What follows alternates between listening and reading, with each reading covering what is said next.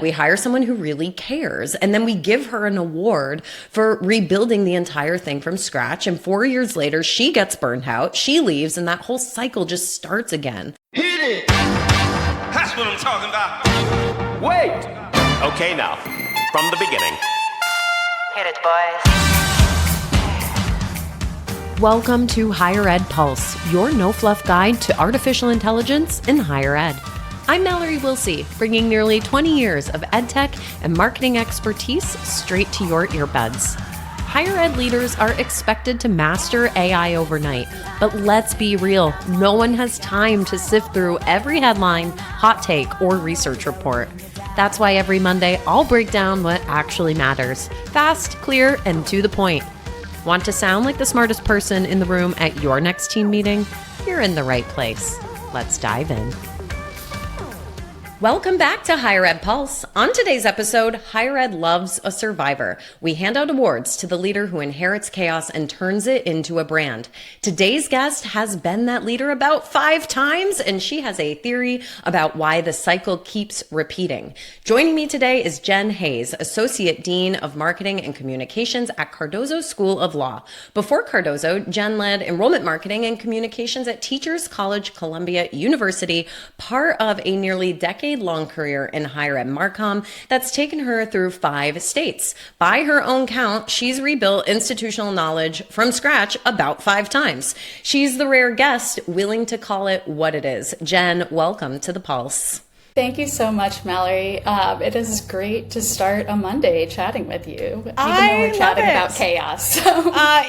Like the most Monday of Mondays starts with chaos. So here we are. I can't believe it's been 2 months since I've seen you in Saratoga. Jenn was part of our first cohort for Let's Go Upstate. It was amazing. And it was really interesting, too, because relevant to the topic of this podcast, I had just started a new job. So I feel like I've had this 2 or 3 months since then where my job has really gotten going, and it's like right there but a distant memory at the same time. So wow. And I feel like that's such a great room to step into when you're starting something fresh, because just like the energy was so high, and it was like such one of those like cup refill type of moments, but also like we got into some like stuff, like some really hard conversations, but you can like bottle that up and take it as inspiration as you kick off a new role. Yeah, I absolutely agree.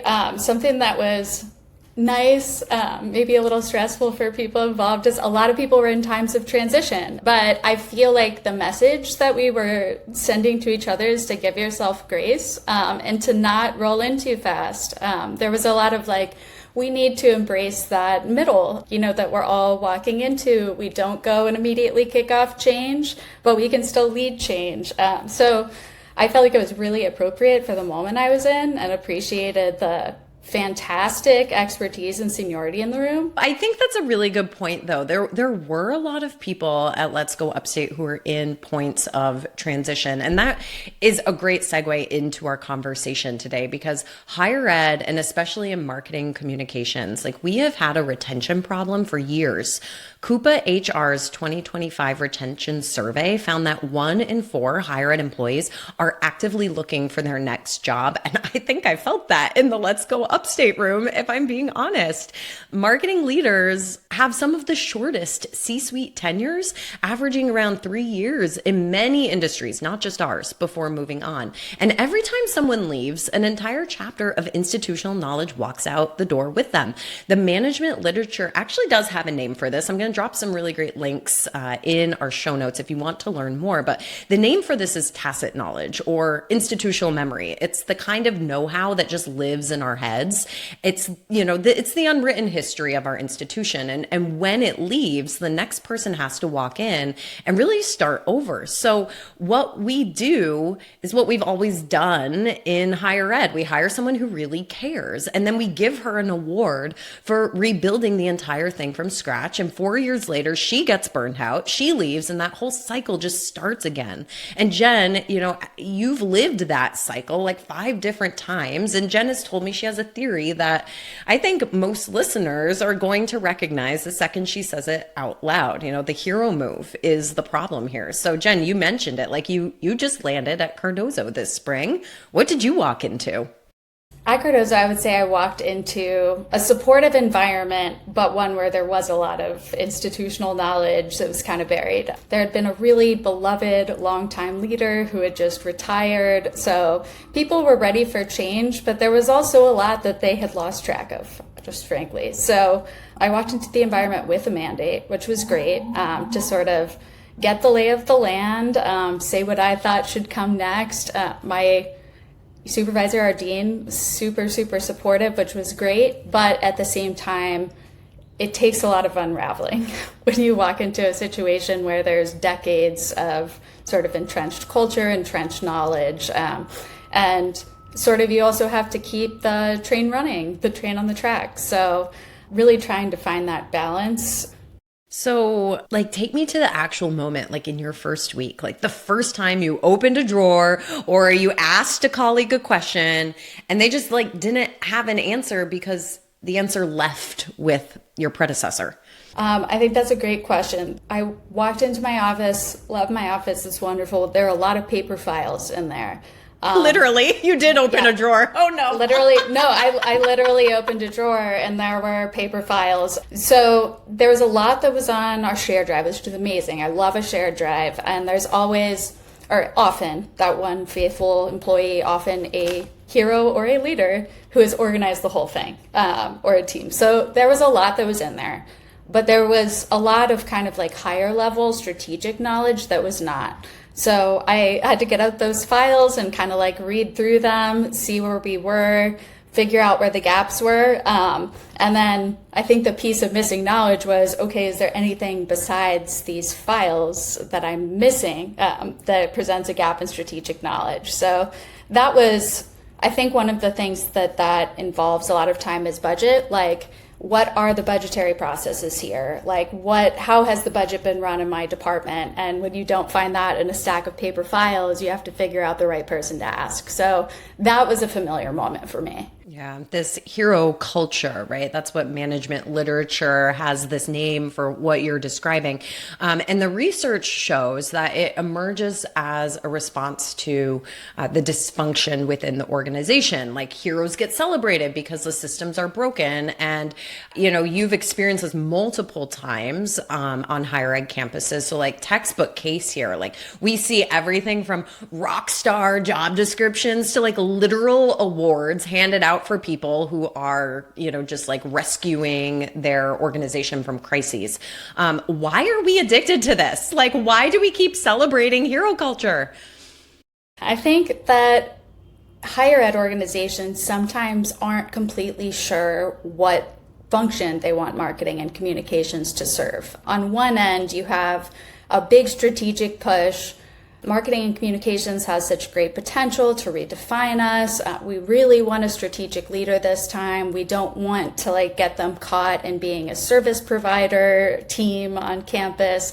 But then you also have this like really entrenched organizational culture, and all kinds of, I just call it lore, like decades and decades of lore that defines the organization. So I think that mandate to kind of come and be everything for everyone, to be both strategic and service providing, kind of places this impossible burden on one individual or one team.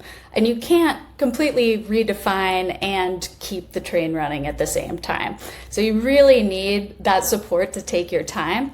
And sometimes that's something that leaders also have pressure on them, like executive leaders. They may have pressure to not give their new leaders or their new cabinet time to do that. So I think there's a bit of that. And I also think that marketing and communications isn't always well understood. You bring up the turnover in CMOs, and I think one of the things is you come in and you are an expert in the field, but sometimes everyone also feels like they're an expert, or, you know, folks aren't sure that they completely trust the function. So you're proving yourself constantly, and I think that like introduces a lot of pressure as well. Yeah. Executive replacement runs like 2 to 3 times annual compensation. And for an AVP level or CMO, marketing leader, like that is, I don't know, do the math, like $360,000 to $500,000 every time somebody leaves. And that's just like the cost of the search for the replacement. And then you have to rebuild on top of that, like the staff hours and time. Like my efficiency brain is like exploding because the cost is just so high. You've done this like 5 times, Jenn. Like dollars aside, like what has the cycle cost you? One thing we're contextualizing is that I also, was on this early career academic move cycle with my husband. So the cycle has been both beneficial for me, which I think it is for a lot of people, and sort of contributed to burnout sometimes. I think that for a lot of us, each move is also an opportunity. And I think that we see it that way sometimes. And I don't know, I hear a lot of people say like every crisis is an opportunity. And I think sometimes we see it that way ourselves. Like if I just get through this, it'll help me in my career to be able to say that I did. Or if I get through this, I'll be exceptional in this role. And if I don't get a promotion, I can get a great job somewhere else. So I do think there is that beneficial side. But then, some of my roles, the organization may have run smoothly, or, there may have been like less major organizational issues, but I was stepping into a brand new role. And there was kind of this great hope.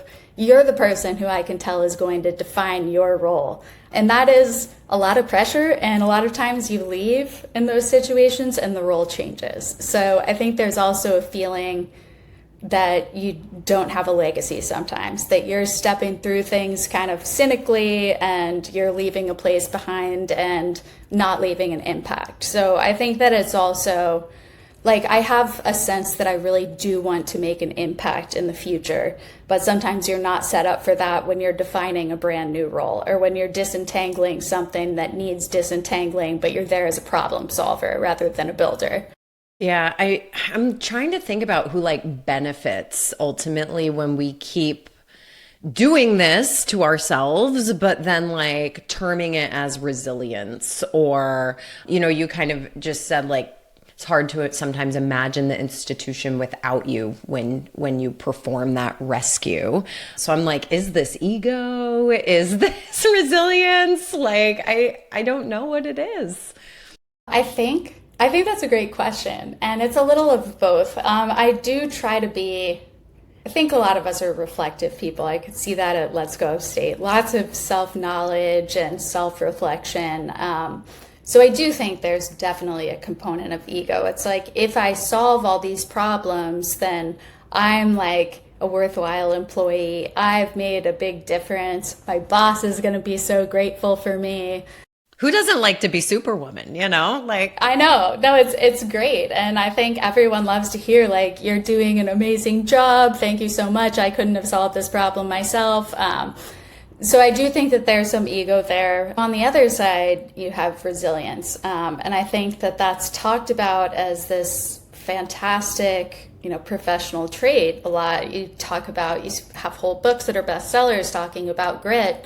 And there is a lot of value to resilience. And I think I'm someone, and a lot of us are people that can take a lot, that can go in there and are energized by solving problems. But there gets to be a point where you feel personally responsible for problems. And I think that's where maybe the institution benefits from you kind of stepping in and trying to be a hero, but maybe no one benefits. And I think those are the moments that really get us burned out.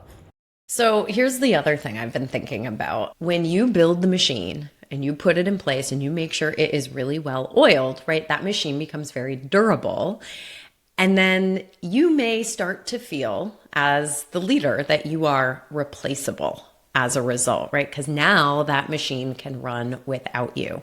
And we operate in a field that's already underpaid. Marcom is often undervalued, and like that's a really tough trade. And I'm curious what your thoughts are. Like, how do you as a leader build something that is enduring, but you don't make yourself disposable in the process? I think that's something that I felt, and really the replaceability is something I felt and really wondered where it was coming from before. I think it starts for me always when I feel like the team's functioning really well. And, one of the traits that we say is like a really positive leadership trait is being able to delegate and knowing that your team can operate without you. But then I think there are times when I felt like everyone was doing a great job. I've been really proud. I've seen the team able to run with me on vacation or something like that. I've known how I've contributed to that. And at the same time, I'm like, would it be like a big deal if I wasn't here for a month, or if I wasn't here for 2 months, or if I just period was not? And it's also a moment where I think for me, the feeling that I might be replaceable is also when I feel like things have gotten to a good point and they may have stagnated, and we're moving on to the next problem, but we're not seeing that innovation that I felt like I was bringing when I first got there. I recently heard actually our dean speak about this when she was an emerging leader. She's been there more than a decade, but she was talking about how when she came in as dean, she identified the problems, but what were the most, kind of categorized them into what were the most pressing problems. So one of the first things I did was, I think, especially sort of emerging leaders, we come in and we're everything has to change. I know better than that right now, but I still have that impulse to identify problems. So the first thing I did was write down for myself what all the problems are, what I identified as the problems, what needed to be fixed, what needed to be addressed. And this was personal, not for sharing, and it was a first step, not a final step. But then dividing those up into what immediately needs to be dealt with, what can wait, and then sort of doing the hard thing of pushing back what can wait. And I'm aware of it, but something I really would love to rebuild the website from scratch, or we need to integrate all of these pieces of technical infrastructure. That isn't going to happen immediately, especially when you don't know the organization yet.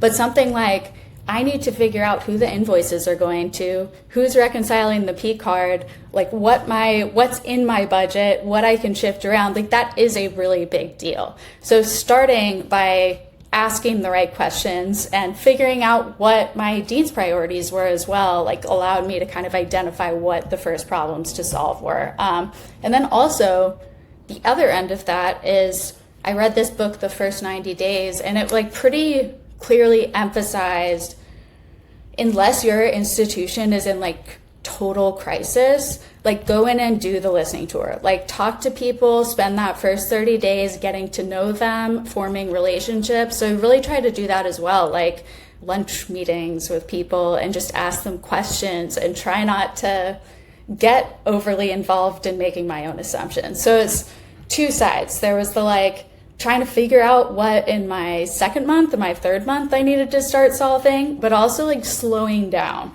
So moving kind of away from the hero disposition, and trusting that if this is the right fit, if I have the right support, that's going to be okay and put me on the best path. I love that book. Definitely, listeners, if you have not picked up The First 90 Days, please go add it to your Kindle, buy the hard copy. I think every time I've entered a new full-time role, I have reread that book. And I think one of my biggest takeaways too has always been resist the urge to do the things. Don't do the things. It sounds so counterintuitive when you just want to get in the new job and you want those quick wins and all that. But it is no. Pump the brakes. Do not do the things and listen. And I feel every time, there's been times where I haven't taken that advice and I've regretted it, to be perfectly honest, because I've moved too fast without understanding all of the politics or all of the real problems. I love your idea of just creating the list of problems. That is so smart.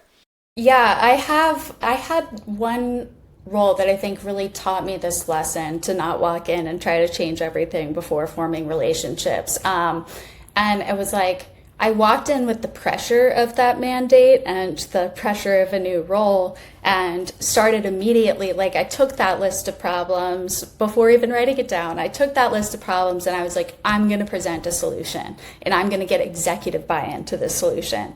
And that doesn't work. I was trying to do things like impose project management systems on lateral teams that had functioned a certain way for years without going to lunch with people and without forming those relationships and finding out how things really worked. And it just, it falls flat. The projects all become your own. You're the only person who cares about them. And it's not necessarily an organizational failure at that point. It's like how you're rolling in and how that kind of neglects to build relationships that are critical to getting things done in higher ed. Yeah. So we've danced around this next question a little bit.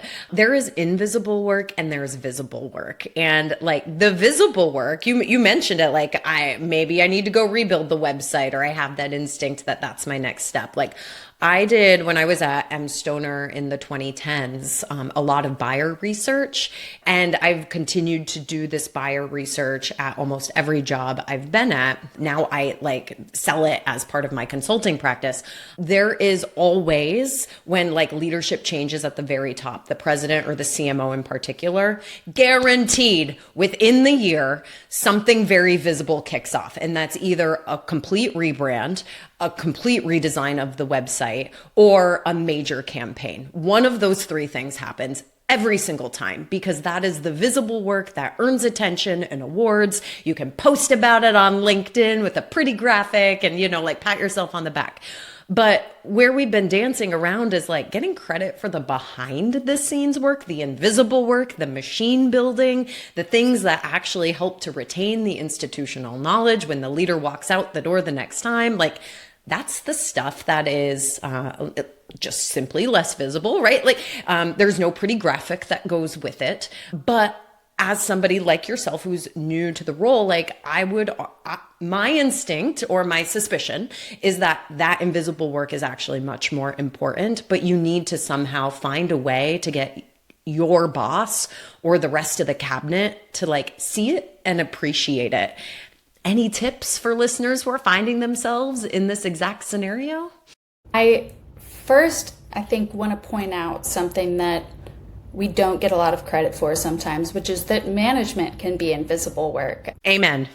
Yeah, stepping in and I won't say making the team like you, but you are the new manager. They don't know who you are, and sometimes there's context you don't have about things that they're dissatisfied about or things that they loved, and you have to unravel that. And that takes place in team meetings and takes place in one-on-ones, and you'll often have conversations with executive leadership that are just kind of how's it going with the team? That's going well, great. And then the visible work is what convinces people that things are going well, but you're spending hours and hours on the management piece. So it might seem counterintuitive because it's boosting your own invisible work, but sort of hyping up members of the team and making sure that you're spending time asking them about where they want to go and getting to know them, and then passing that along to your boss. Here's who this person is. You may not know them that well, but they are super important to getting things done, and they did this visible thing. I think that's really important. As far as other visible work, I think it's a mix of traps and avoiding traps and looking for low-hanging fruit, especially when it comes to what your team is already able to do. So looking at your team, you might have someone that has a certain capability that has not been acknowledged or they haven't been using. Let's say, they're doing a great podcast or something, and the podcast is not being promoted as much as it could be. You can talk to them and say, you've been doing this great work. Let's get together to really boost this work on social, and let's do something make new landing pages for the podcast.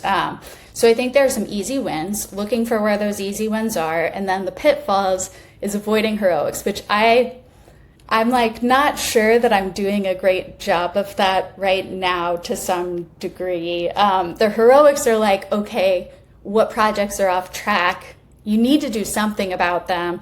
But I think it's important to not position yourself as the center of the solution to the most visible problem, or else you're kind of going to be doing that hero thing.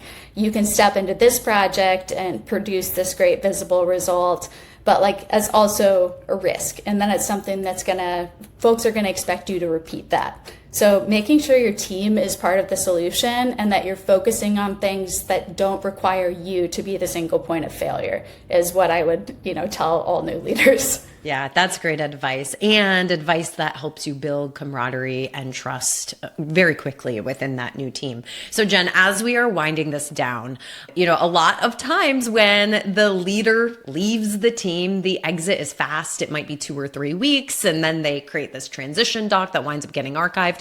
You just left Teachers College. Did you walk your own talk on the way out?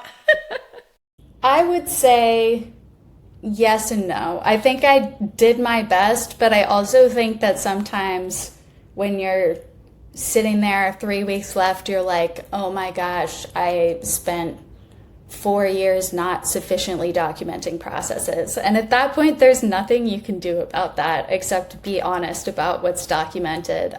So I do think I definitely ran into a lot of that. I did my best to try and talk with everyone on the team about what they needed for continuity. I thought that was really important, and trying to set them up for success and communicate with my boss, like what the team is actively doing. So I do think that was helpful. But one thing I would caution people against that I think I did that I will try to not do in the future is you don't have control of what happens after you leave. And that includes how you're remembered or what kind of impact someone's going to say you had in 5 years. I've had a lot of situations in these new roles where I was the person that demonstrated that the role needed to be changed, or that my tenure sort of helped my leaders figure out what the role might need in the future. And just because the role changes or you see what's coming next isn't the continuation of your vision, you can't really get preoccupied on that, and you don't have control over it. So, I think that I did in some ways, I didn't in others, and I've never left a job and felt 100% I did everything I possibly could to set, the organization up for success. But the organization's going to go on without you, and you just have to accept that as well. It's true. Jenn, when am I going to see you again? AMA? I think so. Yeah, I'm hoping to go to AMA. So it's a few months. It's always such a great time seeing everyone. And I feel like it's the social, the Oscars of higher ed marketing. It's the biggest event of the year. Yeah. The biggest and best. Yes. Oh my gosh. Listeners, if you're going to be at AMA, find Jenn and me on LinkedIn. Let us know. We got to start. It's end of July, but we're already starting to think about filling the dance card for this event in November. It's in Denver this year, and the program is stacked. I can say that with insider knowledge. I'm not sure if the program is actually released quite yet, but it will be soon if it is not already live. So listeners, we really hope that we'll get to see you at AMA as well. And one last plug before we wrap this up. If you have enjoyed this episode, if you enjoy listening to The Pulse every Monday morning, I would so appreciate it if you would head to Spotify or Apple Podcasts and give a quick 5-star rating, maybe even a review or comment. That's what helps this podcast continue to grow. And Enrollify is the place where higher ed goes to grow. So help us help you. All right, folks. Jenn, this was wonderful. Thank you so much. Thank you. This is a great conversation, and I could talk about this all day. Ditto. I loved it. I really appreciated you raising your hand on this one. And listeners, we will catch you next time. Bye-bye.